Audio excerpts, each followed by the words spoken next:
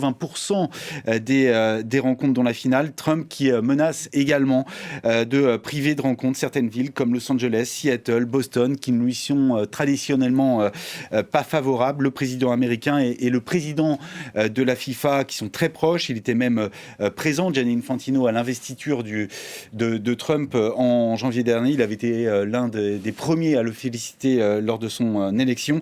Certains n'hésitent pas à parler de bromance entre les deux hommes qui se sont rencontrés pour la première fois en 2018. Premier cadeau, souvenez-vous d'Infantino à Trump, un carton rouge qu'il avait immédiatement brandi à la presse, aux journalistes. On les voit là en même temps. Voilà, qui se trouvaient ce jour-là dans le bureau ovale. Pour Infantino, Trump, c'est un véritable homme de sport et il est fait du même bois que les champions. Il n'hésite pas à le flatter dès que l'occasion se présente. On n'est pas loin de l'obséquiosité parfois.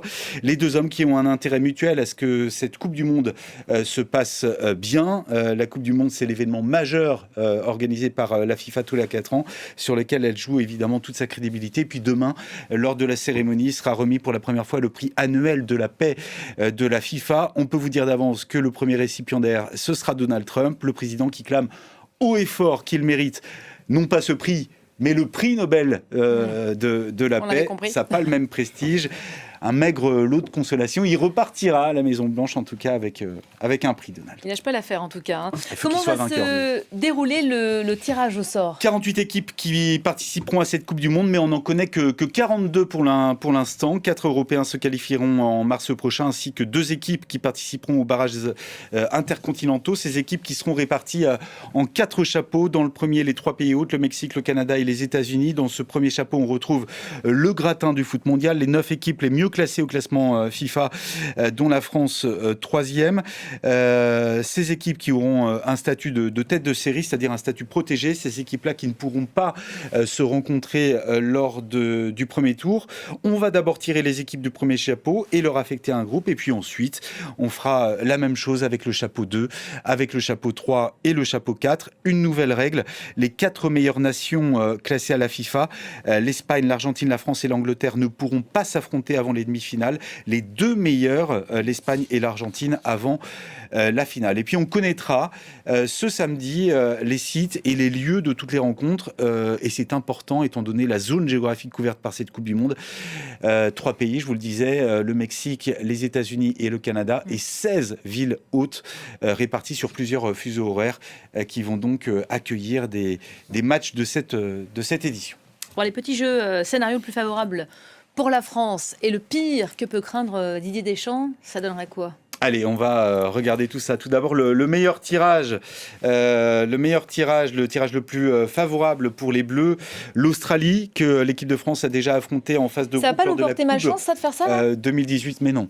Lors de la Coupe du Monde 2018, il manque des petits drapeaux, mais c'est pas grave, on a au moins le nom des pays.